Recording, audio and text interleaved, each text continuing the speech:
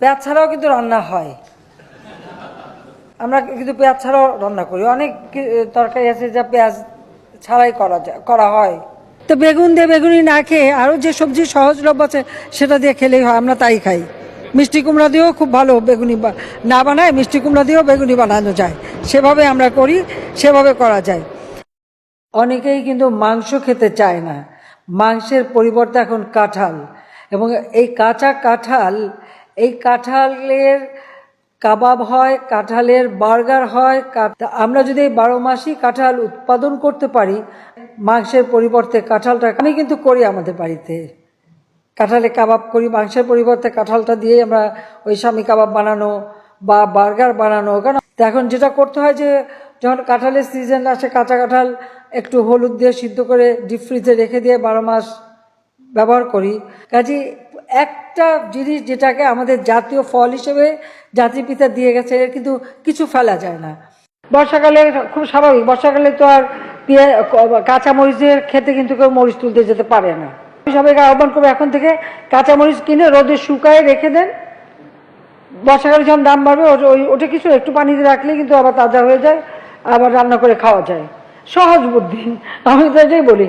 যেগুলি শুকায় রেখে দেন, টমেটো অতিরিক্ত টমেটো হয়েছে বলছে কি করব, আমরা রোদে শুকায় রেখে দেন।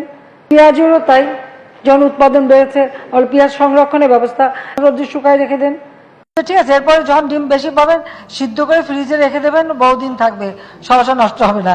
সবকিছু বিকল্প ব্যবস্থা আছে। ডিম সিদ্ধ করে আপনি যদি জিপলকে করে ডিপেও রেখে দেন, ডিম ভালো থাকে অনেক দিন। রান্না করার সময় আরামে রান্না করে খাওয়া যায়, ভর্তা করেও খাওয়া যায়। আমরা রাখি, খাই দেখে বলি আর কি। এগুলো তো নিজের থেকে শেখা। আর পেঁয়াজ তো আছে, এখন তো পেঁয়াজের শুকনা পেঁয়াজ এসে যাবে বাজারে, সেটারও ব্যবস্থা করা হচ্ছে। আমরা মাছে ভাতে বাঙালি, এই মাছে ভাতে বাঙালি হিসেবেই যেন আমরা থাকতে পারি। আর এখন মাছের কাটা একটা সমস্যা, অনেকে মাছ খেতে চায় না, কিন্তু প্রক্রিয়াজাত করলে পরে কিন্তু এই কাটাও কিন্তু নরম করে ফেলা যায় এবং খাওয়া যায়, এবং সেটা খুব বেশি কঠিন না, এমনকি ঘরে ঘরেও করতে পারেন। আপনারা যদি প্রেসার কুকারে মাছ 1 ঘন্টা 10 মিনিট সিদ্ধ করেন, মাছের কিন্তু কাটা নরম হয়ে যায়, মাছের মতনই থাকবে কিন্তু কাটা নরম হয়ে যাবে, এবং আপনারা সেটা বাচ্চাদেরও খাওয়াতে পারবেন, এতে কোনো অসুবিধা হয় না। কাজে আমরা কিন্তু এটা করি, একটু রেসিপিও দিয়ে দিলাম সাথে, যাতে আপনাদের ঘরে কাটার সমস্যাটা না থাকে। কারণ বিশেষ করে ইলিশ মাছ একটু বেশি সময় লাগে, সমুদ্রের মাছ, আর অন্য মাছ আরো কম সময় হয়ে যায়। বড়ই দিয়ে ইফতার করেন না কেন? আঙ্গুর লাগবে কেন? আপেল লাগবে কেন? আর কিছু নাই?